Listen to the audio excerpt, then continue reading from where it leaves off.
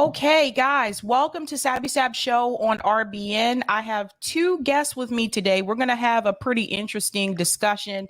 My guests today are Lucy and Roger. You may have seen Lucy on RBN before, but I want to give them the opportunity to introduce themselves. So let's start with Lucy.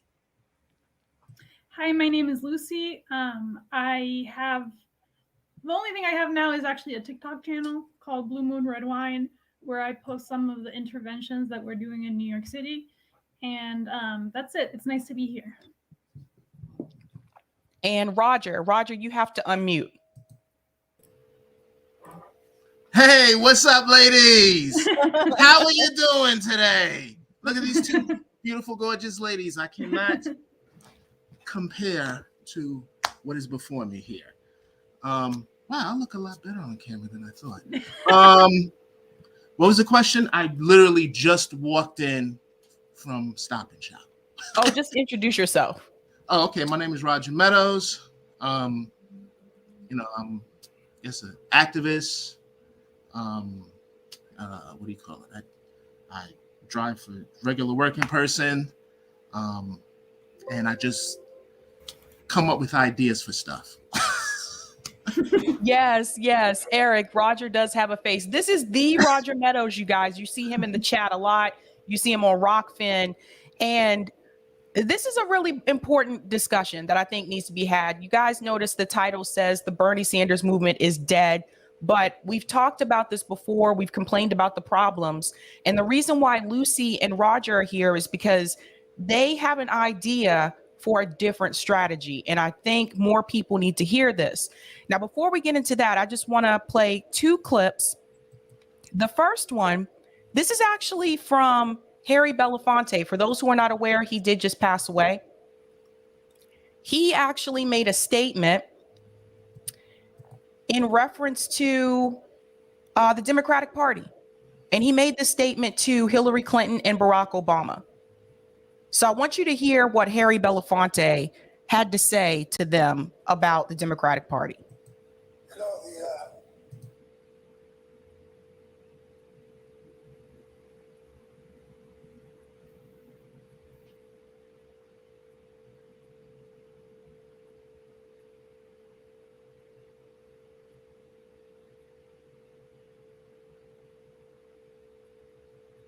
Oh, I can't hear it. I can't hear it. Yeah, I can't hear it either. only to work on the basis of power. You can't hear that? Oh, now I can hear it. As soon as you took it off, I began to hear Harry speak. That's weird. Okay, let me go back. Let me do that one more time. That's weird. I don't know why that happened.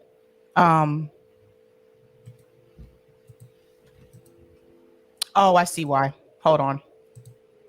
Sorry, I'm not used to doing this. I'm used to using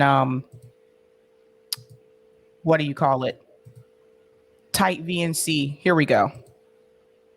All right, you should be able to hear it now. So listen to what Harry Belafonte said about the Democratic Party. You know, the last thing Dr. King said to me before he was murdered, Martin said, you know, I sit here deeply concerned that I suspect we are leading our nation on an integration trip that has us integrating into a burning house. Most of the politicians I know of make promises only to walk into the places of power and then deny us. I guess part of the reason I'm here is to really look through the ravages of the Democratic Party and see if anything is really worth salvaging. Sorry. You know, So that was the statement coming from Harry Belafonte. And I think that was important for people to see, because even back then he tried to warn people about the Democratic Party and where we could be heading. And there's another clip I want to play. If you haven't seen this one, hold on to your seats. Now, this is Bernie Sanders. This was just yesterday. And I want you to hear this statement made by Bernie Sanders, because I think this is very problematic, and that leads into the discussion that we're going to have today. So here we go. I don't think one has many alternatives here. What's at stake is the future of American democracy. What's at stake is whether we have some right-wing demagogue running this country, or a pathological liar, or somebody who's trying to divide us up, or whether we re-elect somebody who is a very decent human being who's trying to do the opposite, trying to bring the American people together. Look, Chris, I think it is a surprise to nobody when I say that I disagree with Biden on many issues. But on the other hand, I think he deserves credit for what he has accomplished. And our job now as a progressive movement is to rally the people of this country to make sure that the next 4 years complete some of the efforts that have begun in the first administration. And that means we have to keep our eyes on the prize and understand that today, tens and tens of millions of working people are struggling and are in pain in the richest country in the history of the world. So while on one hand, the fight has got to be to protect women's right to control their own bodies, and we just heard a moment ago some of the implications of what right-wing policy has done to women. We have got to fight to protect democracy. On the other hand, we cannot lose track of the fact that over 60% of the American people are living paycheck to paycheck. Over 500,000 people are homeless. People can't afford health care, can't afford prescription drugs, can't afford to go to college, in many cases working for starvation wages. So we need an agenda that speaks to working people, that brings them together to say, hey, what about a government that works for us and not just the billionaires? So here's the problem. Number one, of course, Bernie Sanders is supporting Joe Biden's reelection, which is not a surprise to me. But number two, all of those things that Bernie Sanders just complained about, the Democratic Party is not going to fix. And Bernie Sanders knows that. And this is one of the reasons why I say the Bernie Sanders movement is dead. So the question is, what do we do now? And that's something that people brought up to me on call-in. Obviously, both of you know that multiple times. Lucy and Roger actually have a different type of strategy, and I think everyone needs to listen to this. So I'm going to pass it to both of you, and I guess we can get started with the document from Roger. All right, let me share.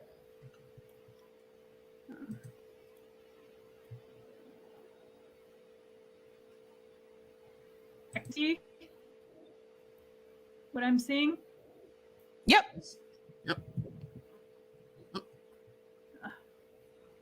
Oh, I think you clicked on a different tab.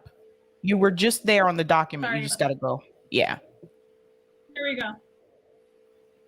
Okay. All right. So this is right up, and this is actually, it's more really Roger's idea than mine. But basically, the reason I came around is, I actually canvassed for Bernie in 2020, which I greatly regret. And one of the things, like, I remember this, when somebody says something to you and you only remember it in retrospect because you weren't ready to listen to it at the time. Basically,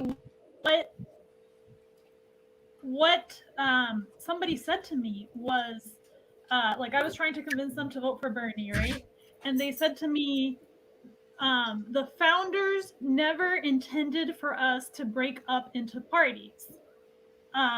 I've been a history teacher for over 30 years, and this is just never going to work. And I just wasn't ready to listen to it at the time. But then I met Roger Meadows, and he likes to call himself a party abolitionist, and he had all of these ideas about how to do things on a local level, and it just clicked. I was like, this makes sense.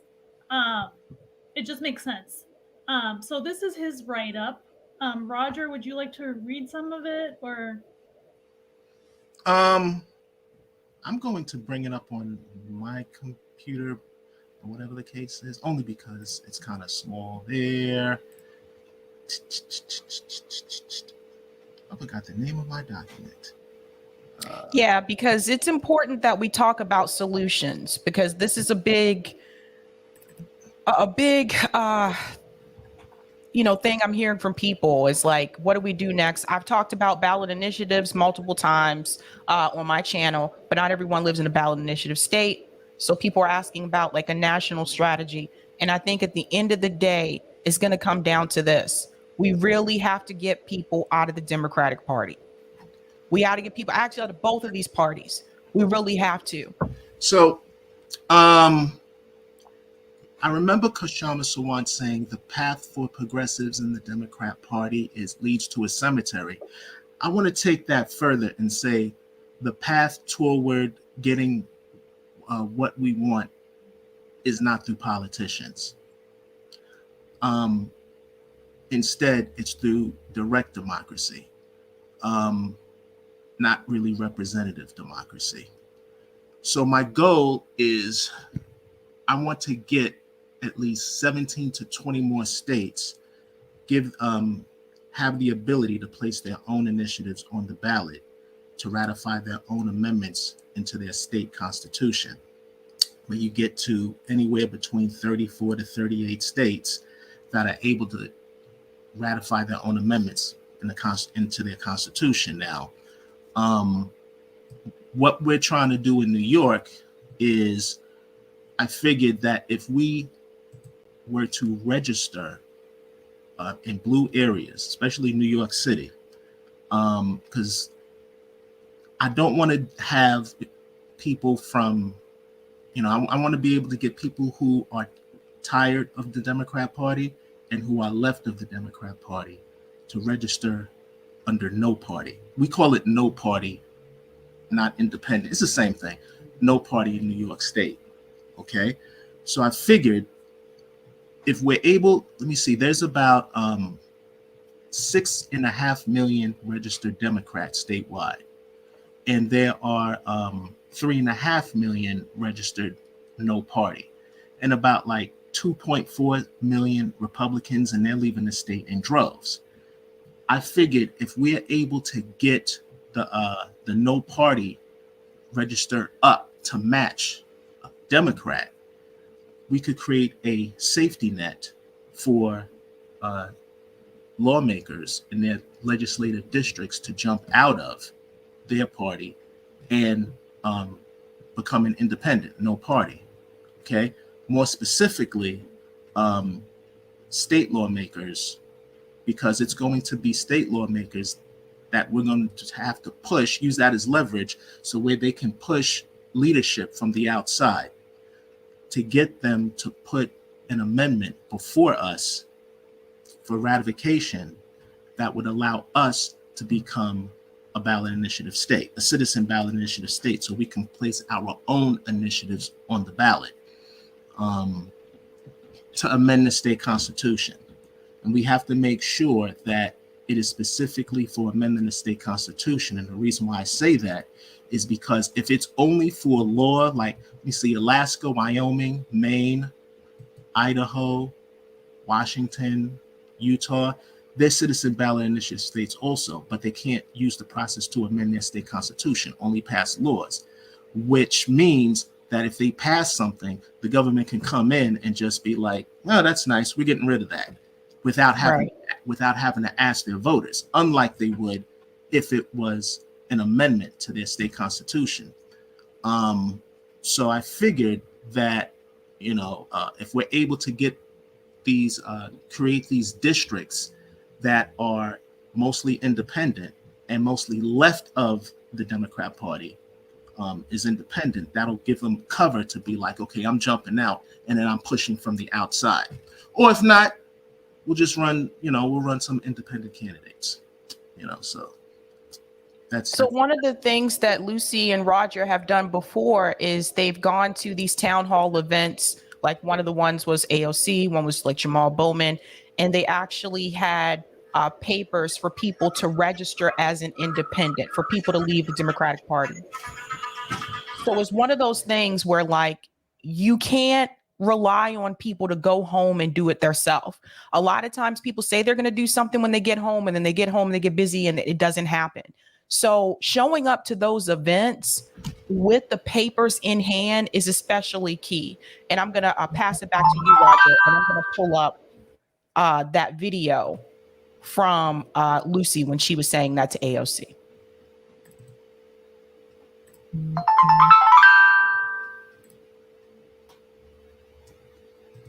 What is that noise? Sorry. Phone, Roger. Sorry about that.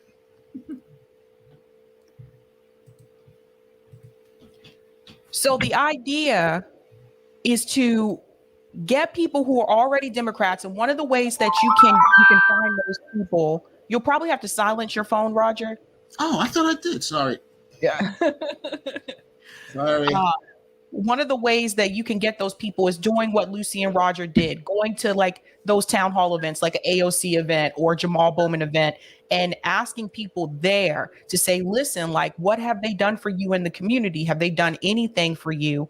Why don't you leave the party? I have the papers here for you to register as an independent. The reason why this is very important and key is because this is something that mainstream media and both parties actually pay attention to. They pay attention to the number of voters that are registered for their party. So if we can get an influx of people to leave that party and go into, register as an independent, they're going to take note of that. They're going to see that people are leaving. So I think that's important. But I'll pass it to you, Lucy, and I'll pull up that video of you doing just that. So basically what we're trying to say is, like Roger said, there is 19.5 million people in New York State. Out of that, 11.5 million people live below Westchester County in New York City and Long Island suburbs, and 8 million upstate. So this is just for New York specifically. 13 to 14 million are registered to vote statewide. Out of all of that, 6.5 million are registered Democrat. 3.5 are registered under no party, and a little less than 2.5 are registered GOP, and they're leaving in droves. The goal is to match registered Democrats with registered no party who are left out of the Democratic Party. And interesting about this idea of party abolition is that we talk a lot about other types of abolition. We talk about abolishing the police. We talk about abolishing ICE. But the reality is that we're not going to be able to abolish anything without first abolishing one of the primary things that divides people, which is abolishing political parties. The focus has to be completely on abolishing political parties. So this is backed not just by people on the left, but by constitutional scholars, history teachers. This is not some kind of crazy idea. It's supported by history. It's mentioned in the Constitution, where the founders were very wary of political parties. Even back then, James Madison wrote in Federalist 10 specifically about the violence of factions. And what he talks about when he talks about the violence of factions is the danger of political parties. So I'm just going to read this one paragraph, and you guys can look it up yourself if you have the time. Read Federalist 10. That Madison, basically, he did not believe in direct democracy. He said that a pure democracy would offer no cure for the mischiefs of faction. He proposed a republic governed by the scheme of representation. Now, a lot of Democrats, they act like Republicans are fear-mongers, say things like, we are not a democracy, we are a republic. But that is actually exactly what it says in the Constitution. When they were talking about a republic, James Madison, when he's talking about democracy, he's talking about direct democracy, and he didn't support it. What he supported was a representative republic, which is what we are. Our representatives don't necessarily support our actual views. And that, according to Madison, a republic, unlike a direct democracy, could accommodate a large number of citizens and be extended over greater territory. But the question remained whether small or extensive republics are most favorable to the election of proper guardians of the public weal.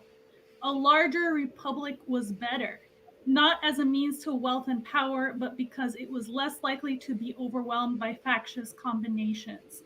Greater size would encompass a wider variety of parties, making it less probable that a majority of the whole will have a common motive to invade the rights of other citizens, which is basically, he thinks that's a majority invading the rights of a minority.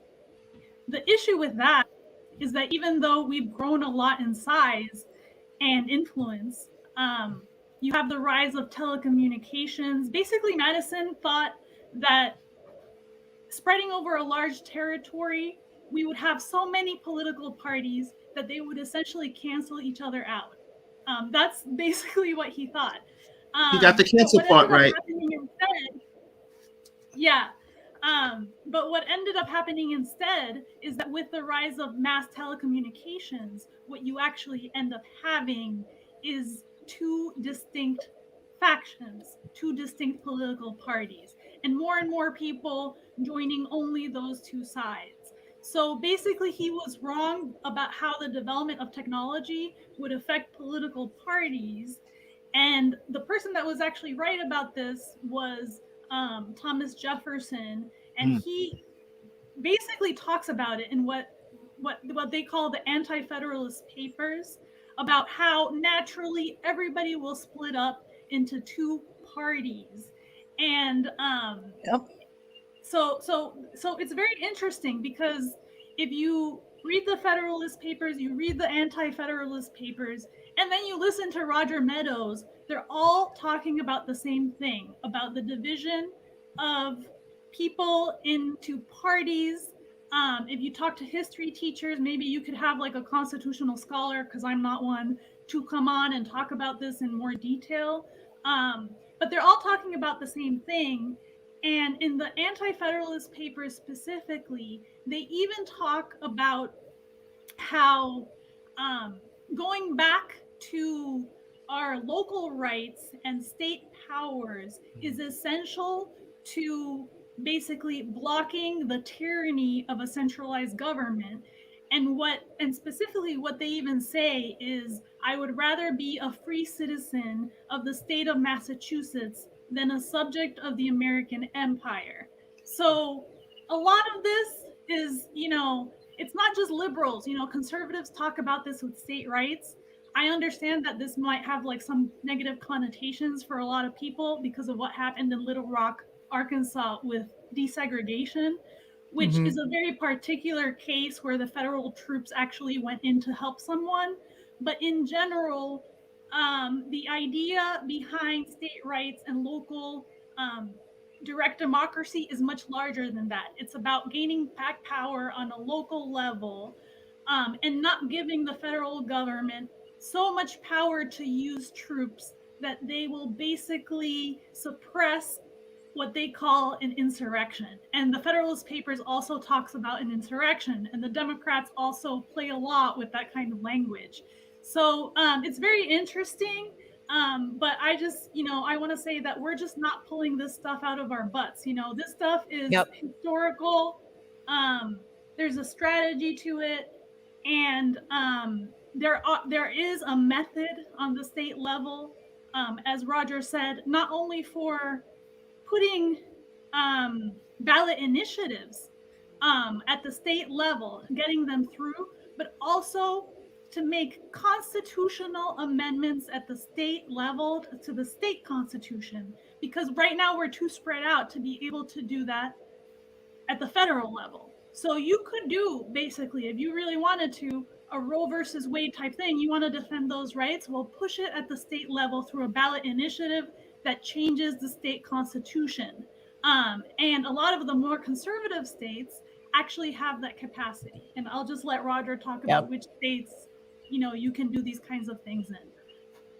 So this 23 states that are citizen ballot initiative states, but 17 of them allow them to amend their constitution. Some through direct means, other through indirect. So indirect is when you go through, after a successful petition drive and it qualifies to go on the ballot, you present it to their state legislature, and they either adopt to pass or ratify, or adopt or reject, and it goes to the ballot. While direct is it goes straight to the ballot. So California, Colorado, Arizona, Arkansas, Nebraska, the Dakotas, Montana, Missouri, Oklahoma, Oregon, Massachusetts, Ohio, Nevada, Michigan, Florida, and Illinois are all states that allow voters to place initiatives on the ballot to amend their state constitution. And I just want to add in really quick. This is something you guys can do yourself. This is actually direct democracy. This is not you voting to elect a politician to get into office. This is something that you can actually try to do in your state. So I'm in Massachusetts. I'm in a ballot initiative state. We have passed numerous ballot initiatives, a lot of progressive measures. So I want people to understand, when the Senate decided to vote down the $15 minimum wage, that has already passed in some of the states. And it's been done so by ballot initiatives. So you have to understand, and not just by ballot initiatives, because I think New York actually might have been one of the first ones on the East Coast to do that. But what people have to understand is, time and time again, when we look at politics on the national level, the congressmen and women and the president in DC are failing us when it comes to these progressive policies. But they are passing on the local level. And that's what people really need to understand, is that $15 minimum wage, millionaire's tax, legalizing marijuana. We've passed all those things in Massachusetts. Nevada just passed ranked choice voting. So this is why we talk about ballot initiatives so much, because a lot of people are not even aware of it. They don't realize that this is a path with direct democracy. Go ahead, Roger. Also, there will be some states that are not citizen ballot initiative states, like New York. However, New York has municipalities that are ballot initiatives. New York City is a ballot. I don't live in New York City. Lucy does, but I believe New York City is a ballot initiative city. So is Suffolk County, which is to the east of me. Maryland is not a ballot initiative state, but it has, Baltimore is a ballot initiative city.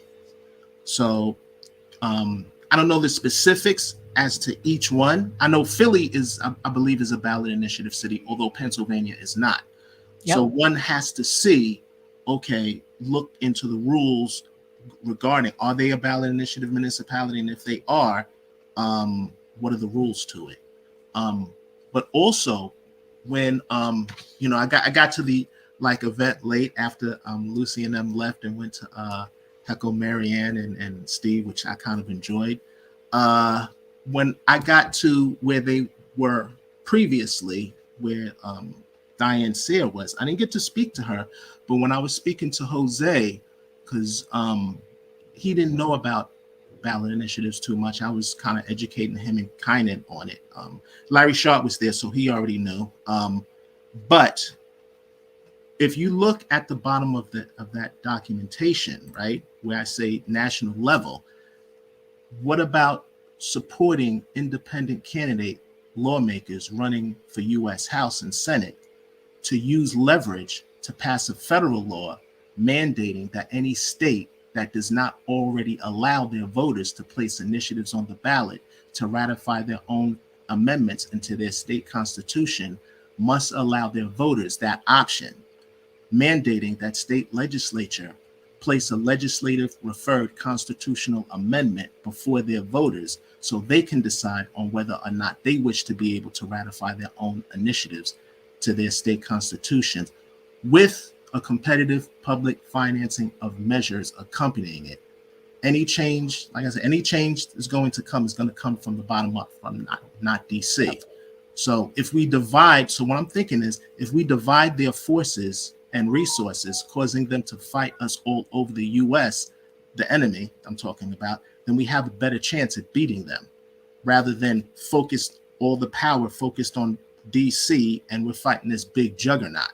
You see what I'm saying? So you divide the enemy's forces, have them run out, put out that, trying to put out that fire, trying to put out that fire, trying to put out that fire. Eventually, someone's going to break through. One of us is going to break through.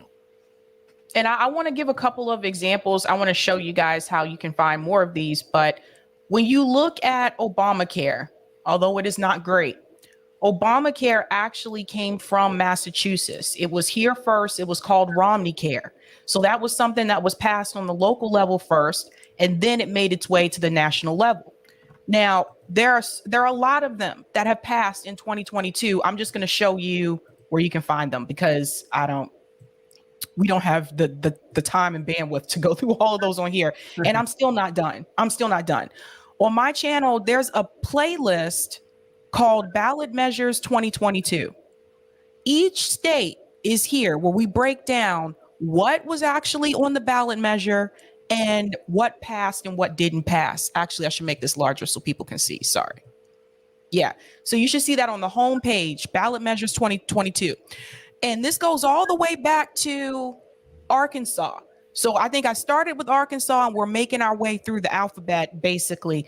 But if you're in one of those states and you're curious about this, you should check that out because we don't just tell you, or I didn't just tell you like what was on the ballot and what passed. I also tell you how it works, how ballot measures work in each of those states. So Roger actually helped me with that. He did the research for that. And thank you so much for that, Roger. But the amount of time that is being spent by a lot of people who came from that Bernie movement trying to get this clear path to the White House. It is just our skills and our abilities and our resources can be used on the local level in a much better way. And I want to show this video here for those who have not seen it. Now, this was Lucy, and she was at Steve Donzinger's event. Actually, it was Marianne Williamson's event, but Steve Donziger was speaking at this point. I want you to hear what Lucy said because I think this is really important for people to hear about this strategy. Excuse me, Stephen. I'm sorry, but the Democratic Party is not democratic. They're never going to let Marianne run. Kennedy is running, and he's not even going to get past the DNC alive. You're wasting our time, and you're wasting our money, and so are all these other people here. And you are clueless, and you don't know what the you're talking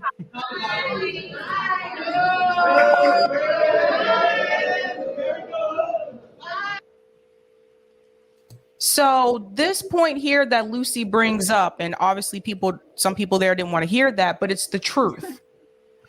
And it's the reality of the situation. We have to remember that the DNC has argued in court that they can pick candidates in a smoke-filled room, right? There was the DNC fraud lawsuit, which Nico House came on recently, and we revisited that because people, I see them doing it again. They're all excited about Marianne or RFK Jr. And I'm like, they're running through the Democratic Party. You already know the end of this movie. We already know what's going to happen.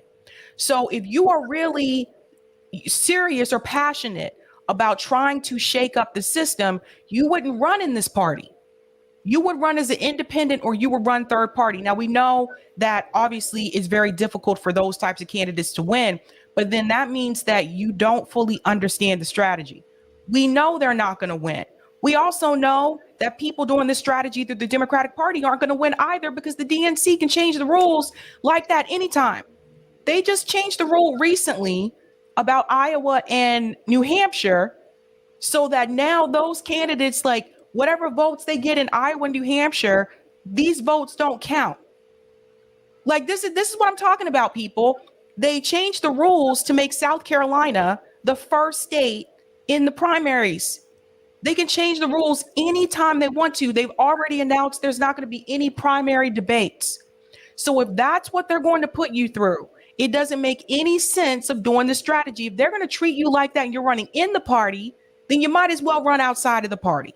And that's the argument that I think some of us have been making. This is a big problem. It's the system. Yep. Yeah. Yeah, it's a systemic thing. And I just want to talk to some of like the concerns that I think the reason I was interested in federal level politics was because those were the only people that were talking about things like the wars and stuff like that.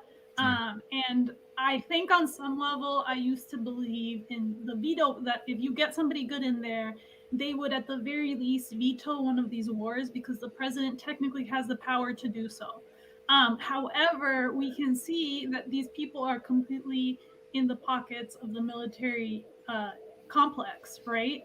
And what I learned recently is that you can actually do something like this on the local level. There's a ballot initiative being proposed in Maryland called Defend the Guard, where they are trying to pass a ballot initiative where you cannot deploy the National Guard of the state of Maryland without a congressional war resolution. So without an act of war, basically. So that is something that can be done in every single ballot initiative state. It would be hugely influential to start supporting something like what they're doing in the state of Maryland. And not only that, but the ideas that Roger has about party abolition go beyond the idea that we have to have a great third party with tons of resources in order to get started. We don't actually have to do that. We can work with a lot of the smaller third parties. We talk to these people all the time, and we don't even belong to any of these parties. We can work with people from the Green Party, the Libertarian Party, the LaRouche, the Democrats that want a ballot initiative passed, the Republicans that want a ballot. It actually doesn't even matter. You can just band together to work towards a ballot initiative, issue by issue, that you think should be passed in your state. And I think what they're doing in Maryland is a great example of that. Right. There's a question here. I think this is for you, Roger. Okay. Thank you for the super chat, Janice. Is there a petition available for ballot initiatives? New Jersey only has ballot measures, state and local reps put on ballot. No direct democracy here. Good question, Janice. So the only states that are citizen ballot initiative states that touch the Atlantic Ocean are Maine, Massachusetts, and Florida. So all up and down the eastern seaboard, outside of those three, none of these states are ballot initiative states. Now, as far as local ballot initiative, well, that's something different, like I explained before. But that's like I said, that's something that we have to work on. So we're just starting here in New York State to see what we can do in New York City. Yep. I talk to when I talk to these politicians, right? Mostly like state lawmakers or whatever. Even some of them who I might be cool with, I am able to do this trick in my head where I compartmentalize whether I'm talking to the politician or whether I'm talking to someone who I'm friends with or cool with. Okay. And I knew someone who was running for office who was pushing back on direct democracy, and he was making up all these excuses. I'm like, dude, you're not even like didn't even win yet. He didn't win, but you didn't even win yet, and you're already like pushing back on it. You know what I mean? And I was saying, look, here's something to think about.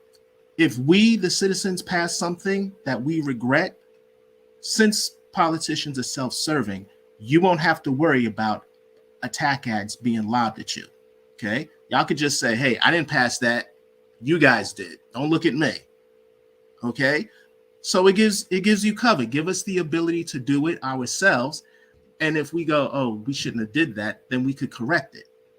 Okay, because these politicians are self-interested anyway, so they don't want to be held to account, so on and so forth. So fine, we'll do it.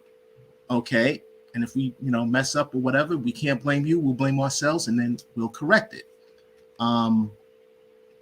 Also, suppose you have legislation that you just can't get through. You can pass that off to us, and it's like, look, my colleagues in the state Senate or state assembly or whatever you call it, it's just not budging. So I'm going to hand this off to you, and maybe you can take this ball into the end zone. You see what I'm saying? So go ahead. Sorry. I was just going to say that's exactly what happened with the $15 minimum wage. Mm-hmm. It did not work on the federal level, didn't pass. They couldn't get it through, but some of the states were like, okay, we're just going to do it for our state. We're not going to sit here and wait for the government to come in and try to, do this. We'll be waiting forever. So that's a good point that Roger just brought up there. Is like, what we want you to understand is that you have more power than you realize on the local level. And I think a lot of times it's not discussed. Like all these things that you can do, in your state that you may not even know about. We talked about public banking. That's a big one, because one of the pushback that we get from people is that, well, the state can't pay for it, right? Or how is the state going to pay for this initiative to pass? Especially when we talk about universal health care, right? Like people trying to do that on the state level. Well, one of the ways that you get around that is by having a public bank. And if you look at a state like North Dakota, they have the Bank of North Dakota. They've had this for what, since the 1800s, Roger? June of 1919. June of 1919. So North Dakota, and you have to understand, when we talk about public banking, when we had the 08 housing crisis, North Dakota was not affected the way that the other states were because they had a public bank. So more people need to be pushing for things like that. Now we're going to go ahead and tell you, and Roger will probably add to this as well. When you try to talk to politicians in your state about pushing these kind of measures, they're going to try to talk you out of it. They're going to tell you that, oh, I don't know if that'll really pass or such and such, but you have to think about it on a grassroots level and organizing with people on the ground. You have to think about it that way. Because again, with the politicians, remember, even if they have a bill for it and they support the measure, if it's not done the proper way, if it doesn't go through the proper channels, they're not going to support you in your effort. You have to understand that if they feel like it's not going to pass, they're not going to support you in that endeavor. But don't let that discourage you, because we've already seen that happen. Yeah. I mean, California, speaking about public banking, they were the first state to pass public banking legislation since June of 1919, except it's not a California public bank. It just allowed municipalities to charter their own. So now they're beginning to pop up. They're in the stages of one over here, East Bay, and so on and so forth, right? But from what Ellen Brown, who is the founder of the Public Banking Institute, who wrote the book From Austerity to Prosperity, the Public Banking Solution, I believe she told me, she's in California, I believe she told me that they passed that because they see there was ballot initiative momentum that was gaining, and politicians have egos. They always want to jump in front of the parade and take credit for the work that you did. So you use it as leverage. Once you say to them, "Yeah, I don't need you anymore. Just go name some buildings, go name some streets. We'll pass the laws and amendments. Y'all don't know what the F y'all are doing. We'll do it." And they're, "Oh, what are you doing? What are you doing? What are you doing?" Okay, we'll do it. And that's what I seen happen in California. Yeah, in California, it's like one of the biggest economies, right, in the United States. So if you passed a ballot initiative there around public banking, it would affect the financing. You would be able to influence the financing behind a lot of these wars. You would be able to influence the national banking system. This is huge. And California is a ballot initiative state. And not only just that, like part of the genius behind all of the people that have really thought about this, including Roger, is that the idea of direct democracy on a local level allows you to completely get past some of these cultural wars. So for example, instead of arguing with somebody that, lives all the way across the country and has an entirely different point of view about Roe versus Wade, reparations, immigration, whatever it is. Let's say somebody is running for office in the Bronx, which is the bluest part of New York City, right? Instead of saying, I'm farther left than Jamal Bowman or something because Jamal Bowman didn't do anything on reparations or this or that. The problem is, once you get sucked into the institution of the Democratic Party, you're not going to be able to do anything on that kind of stuff either. So what is it that you're running exactly on? Well, what the strategic thing to do actually is not to run on Roe versus Wade or reparations or immigration, but to run on the idea of direct democracy and local ballot initiatives. Why is that? Because you could get the independent vote, you could get the Republicans that want direct democracy in order to have like a say in local elections, which the Democrats won't allow them to do because it's a blue dominated state. And in a red dominated state, it's the same thing. You could tell people, look, you're not going to be able to get anything done on the local level. So what we're gonna agree on, even though we are completely different parties, political parties with completely different ideologies, is to just rally around the idea of getting ballot initiatives passed in our state. And that's the only thing you commit to. You're not lying to people. You're not telling them you're going to pass a reparations law or an immigration law, or that you're going to pass Roe versus Wade, and then you're going to get blocked up because the Democrats don't want to do any of that stuff, and they're not going to let go of their financing. And like that's the way the cookie crumbles right now. What you're going to run on is ballot initiatives, making the district a ballot initiative state, and that way the conservatives will join you, the independents will join you, center Democrats will join you. So it's like kind of a way to not like argue some of these issues to death, especially since like I think somebody said something, I don't remember, somebody on Twitter said this recently, that one of the ways in which you can confront like a lot of the divisions that we have in our country is to improve our telecommunications, Wi-Fi infrastructure, transportation infrastructure that allows us more access to people with different ideas, with people with different ideologies. Even though we're like a very diverse country, we do all live in our bubbles.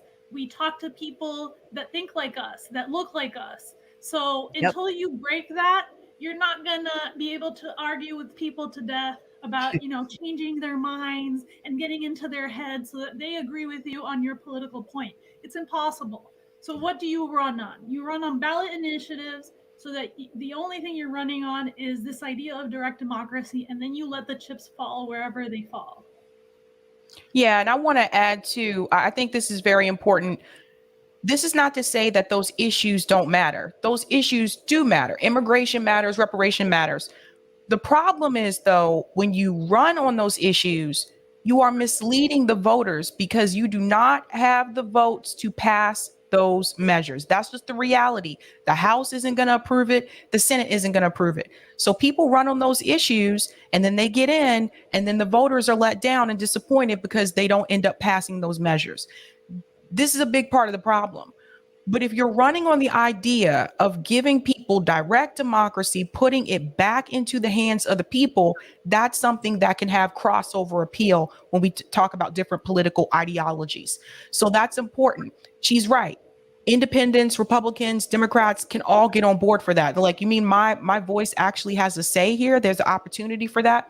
They can get on board for that. And the other thing that I would recommend, and I think we really need to start talking about this more as well, we have to get past left, right. We have to get past left, right. And I want to be very clear. There is no left in the United States. The United States is a conservative country. And when we talk about left versus right and right versus left, it in the greater scheme and scale of things, what we need to be focusing on are workers, the working class, and people who are poor. We need to focus on that, because that is not something that is just belongs to a certain political ideology. There are people who are Republicans that are poor. There are people who are Democrats that are poor. There are people who are independents that are poor and working class, etc. So the way that you build the working class and you have a class movement in this country is you have to get outside of the political parties. As long as you are attached to the political party, we will always be divided based on the parties alone. And that's exactly what, I hate to say it, but the corporate the corporate state, the corporations, that's exactly what they want. They want us to be divided by political parties because then we're not focused on the billionaires. We're not focused on people like BlackRock. We're not focused on Vanguard. We're not focused on, Amazon and all of these people, all of these billionaires that are exploiting people in this country. That's the thing. As long as we're divided by the parties, we're not focused on the real core issue. So the reason why we have not been able to build a class solidarity movement across this country, the best chance that we had to do that in my lifetime, I feel, was with that Bernie Sanders movement. And Bernie Sanders knew that as well. So by him simply choosing to run through the Democratic Party and not doing a pivot after the fact and say, I'm going to be an independent and I'm going to take my movement with me and we're going to keep on going, that killed the opportunity that we had to have a class movement in this country. And that's why I keep saying the Bernie Sanders movement is dead. So unless like people like Marianne or RFK Jr., unless they're willing to go beyond where Bernie could not go, you're not going to see a type of class movement from them either. And once this campaign is done, they'll go back to what they were doing and they'll write another book. Let me tell you a little bit of history I know about Texas. People forget Texas only been red in the 21st century. Throughout the 20th century, they were a blue state. They became purple in 1998, where one chamber was red, the other one was blue. There were even some decades, there was a decade where there was no Republicans in either chamber of the Texas legislature. Now, why do I say that? They had a chance, and they remained blue even after the switch, after the civil rights in the 60s and all that stuff. They had a chance to, I guess I'm talking to the Democrat state lawmakers right now. This is who I'm talking to. Listen, they had a chance for their constituency to place a legislative referred constitutional amendment before their voters, for their voters to ratify, to allow their voters to amend their state constitution through the citizen ballot initiative process. Having that as an ace in the hole, just in case, the party, the state goes red or whatever the case was. But a lot of times these politicians, they get too comfortable and think, oh, we're going to rule it forever. Okay, that can be New York State. We at least need to have an ace in the hole to know that even with that, okay, we still can pass and ratify our own amendments. Okay, I said this to another politician who I'm cool with, who was running for state senate out here, and he was just like, well, if we turn red, wouldn't that mean that they want then they want Republicans? I said, look, when people vote, they vote based on three things: alphabet letter next to the name, emotion, I love this guy, I hate that guy, and familiarity. Oh, I'm not going to vote against them. He goes to my church. I see him at the church. He went to my son's football game. No, I like that guy. Okay. Nobody, except for us, nobody votes majority people, nobody votes based on policy. Okay. The only way you can get people to vote on policy is put the policy before them as that question on the ballot, as an initiative, with the question, yes or no is the answer. You know what I mean? I'm tired of you get the corporate media saying, well, Joe Manchin, they have West Virginia, so it's a conservative state, so they don't want that stuff. Oh, West Virginia voters love the Wall Street banks. They love having no health care. They like having their stuff polluted. Like, you serious? They might be conservative on guns and maybe abortion, but even maybe not even that after you see what happened with Kentucky and Kansas. But the only way to know really where people are at is if I say at least a minimum of 40 states have that ability to place their own initiatives on the ballot to ratify their own amendments. Then that's better. You don't even need polls at that point. You know what I mean? You got the evidence right there, how people feel on this, that, and this. Right. And I want to show people when things changed, because in reference to what Roger was saying about Texas wasn't always a red state, et cetera, Ronald Reagan, I think, is a perfect example to show you how things can just easily change. This is why you can't do the red-blue game. So in 1984, Ronald Reagan ran against Walter Mondale. Okay, so Walter was from Minnesota. I just want you to see this map. This was the map. Notice that Walter only won one state, which was his own, which was Minnesota. Every other state in this country, including Hawaii, by the way, voted for the conservative, voted for Ronald Reagan. This is when neoliberalism started to take hold. So when we talk about what happened to the fight that our revolutionary leaders had in this country, what happened to the civil rights movement, what happened to all those people, this is what happened. They embraced neoliberalism and they believed that this idea of Reaganomics could actually help people and could really like change the country economically. Now, later on, we found out Reaganomics actually does not work, right? It doesn't trickle down to the people at the bottom. But the point that I'm trying to make is that, again, it can change any time. Massachusetts, even Massachusetts was red for Ronald Reagan. So we're just playing politics here. That's all this is. At the end of the day, you know what doesn't change?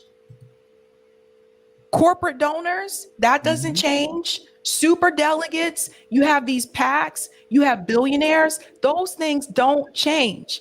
So you may think that you're doing something different because you are voting for a different person.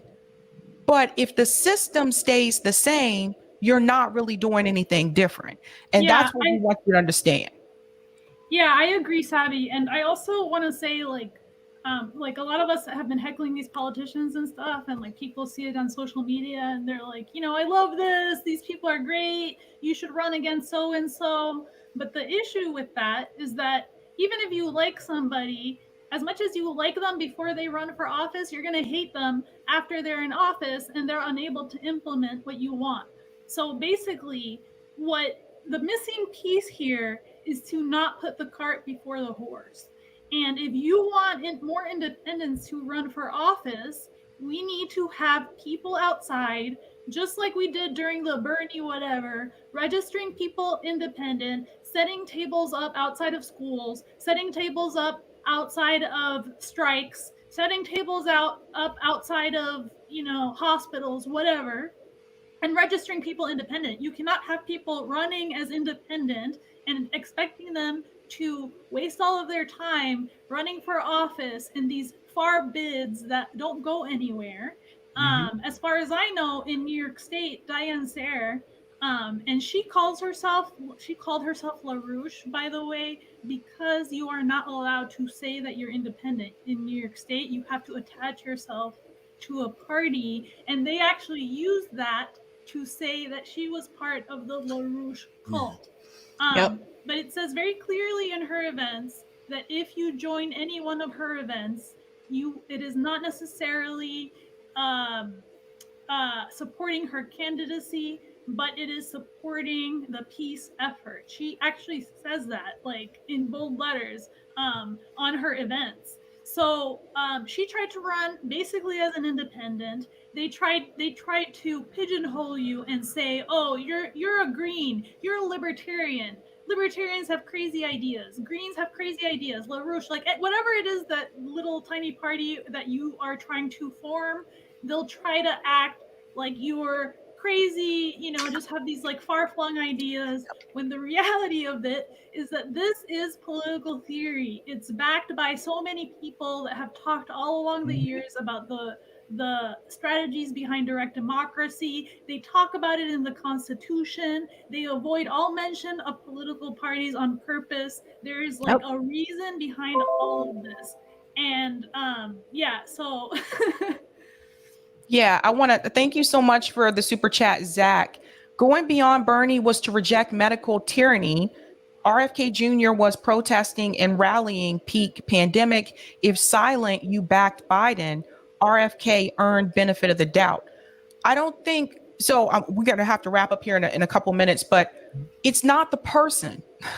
Like, this is the point I want to get across. It's not about the person. It's about the system that they're going into, which is already controlled, which is already rigged to where these people, the DNC, are not going to let these people become the nominee. That is the thing. That's what people have to understand. Even if that means they have to get behind Joe Manchin and encourage him to run so that they'll still have a corporatist in the White House. They will do that, even though they don't like his voting decisions. They will still do that rather than let anyone running on these progressive policies get a shot at the White House. So you see, they're already changing the rules. And this is what I was talking about, that this was going to happen. So I think I don't want people to get their hopes up again, because I've been listening very well and I'm hearing people starting to get excited and get their hopes up again about these candidates.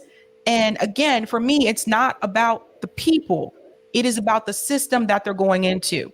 So just to reiterate what Roger and Lucy are saying and asking, more people need to do this. When you go to these town hall events where AOC is speaking, or any of these politicians that represent your district, when you go there, show up there with forms to register people as independent. We need people who, especially that came from that Bernie movement, we need those people to leave the Democratic Party and register as an independent. That's one of the first things you need to do, because they do pay attention to the numbers, and that includes the media as well. The other thing is locally, what can you do locally? Ballot initiatives, ballot measures. Again, if you need, advice on how to do that, if you want to know which states have what, if you go to my channel, there's a whole playlist of ballot initiatives in each state that we've discussed so far. So that's another thing. But the end goal, if I understand correctly, Lucy and Roger, is to abolish the political parties. So you could do that in your state if you're able to amend your state constitution, because national parties cannot exist without them existing at the state level. So you can craft a citizen ballot initiative amendment that says the existence of parties in the state of fill in the blank shall now be deemed unconstitutional. Freedom of association through the First Amendment will still be allowed through, alignment on issues, forming organizations, or whatever the case is, but you do not need political parties to do that. That's right. And this too, all one same, move to amend. This is another thing that move to amend pushes as well. Getting money out of electoral politics, having publicly financed elections. That's a big one too. That's also something that you can do on the local level to push to have public financing of elections. Just FYI. The reason why I said about 34 to 38 states, I want you to think about this, okay? If you got 38 states that are allowed to amend their state constitution, I'm looking at all of those states do a citizen ballot initiative amendment to mandate, to tell their state legislature, to tell Congress to call for a constitutional convention, okay, to introduce a national ballot initiative amendment be introduced, so that as a nation we can place initiatives on the national ballot to pass federal law by 50% plus and add amendments to the U.S. Constitution by 66% plus. Okay. One of the things I would probably do if in case anybody doesn't know, usually the most popular way the U.S. Constitution gets amended is 66% of both chambers of Congress introduce an amendment. They send it to the state legislatures, and 34 states got to sign off on it, and it gets amended. I'm thinking, let's X that out and have Congress put that to us, the voters, bypassing the state legislatures. Okay, and put it directly on a national ballot initiative where Congress says, we want this as an amendment, and we're asking the people of America to ratify this. And the reason why I say this is going through like the way we've been doing it, it can take forever. Was it ERA Equality Women's Amendment? That started 100 years ago, and they just got around to ratifying it, and it's still being contested, in Virginia. But check this out. The last amendment, the 27th Amendment to the U.S. Constitution that was ratified in 1992. Do you know when that was first proposed? When George Washington was president. Oh my God. Okay, so there's something wrong here. Just put it as a national ballot initiative, and then the people of the country vote on it, one and done. Thanks so much, Roger. I have to get going, but thank you. Cheyenne said, I absolutely love these ideas. Thank you. That's so much. That's why I wanted to do this panel, have this conversation, because we talk about this stuff on Call-In often, but more people need to hear this as well. And thank you for the super chat. Zach, painting him as Bernie or demanding RFK Jr. heal the wounds caused by Bernie's a terrible mistake. He ignored dim leaders, calling him murderer peak fear. Yeah, again, it's not about the person. I think you're focused on the individual. It's not about the person. It's about the system that they're going into. All right, Lucy and Roger, thank you both so much for coming on. And guys, make sure that you like the stream if you haven't had a chance to do so, and share this with other people as well, so they can get this information as well. All righty. And we're heading out. See you on Call-In. Bye.